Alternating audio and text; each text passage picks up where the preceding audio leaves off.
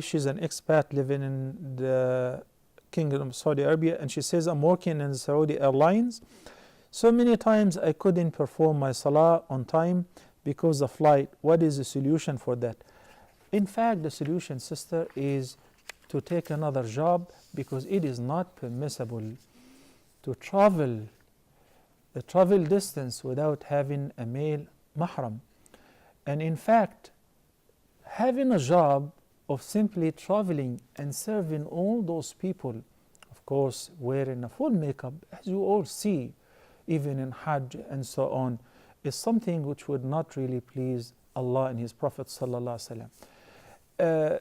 You may think it's a little harsh because you're asking about how to offer the prayer while traveling, because you are a flight attendant. But because I fear for you, and it is my job to convey the message of Allah and His Messenger sallallahu alaihi wasallam to my beloved viewers and share with them the truth, not just simply to please them, but share the truth, which sometimes may sound harsh or bitter. But this is all for the sake of Allah subhanahu wa ta'ala. لا يحل لامرأة تؤمن بالله واليوم الآخر أن تسافر بغير محرم منها. It is not permissible for a woman who believes in Allah and in the last day to travel without having a mahram of her. So you would not definitely take a mahram with you or your husband along with you on the flight and serving people.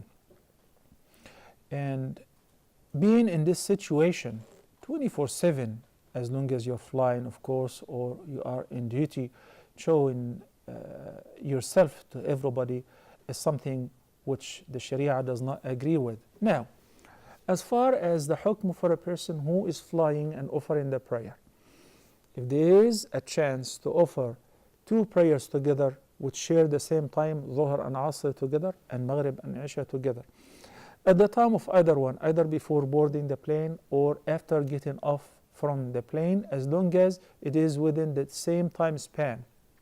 For Dhuhr, when the sun moves from its meridian all the way until before sunset, so you have plenty of time.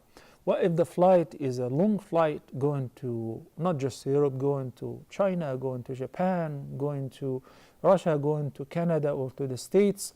Then in this case you will be obliged to offer the prayer in the flight.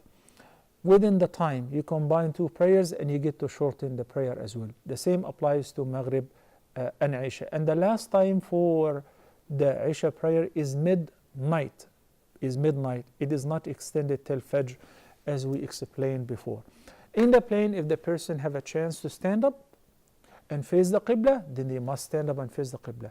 If they can't, because of the safety rules and regulations, then they can pray within their seats if they fear that the time of the prayer will be out before being able to offer the prayer after they land while standing and being able to prostrate themselves on the floor and so on. Allah subhanahu wa ta'ala said, فَاتَّقُوا اللَّهَ مَا اسْتَطَعْتُمْ, which means keep your duty to Allah as much as you can.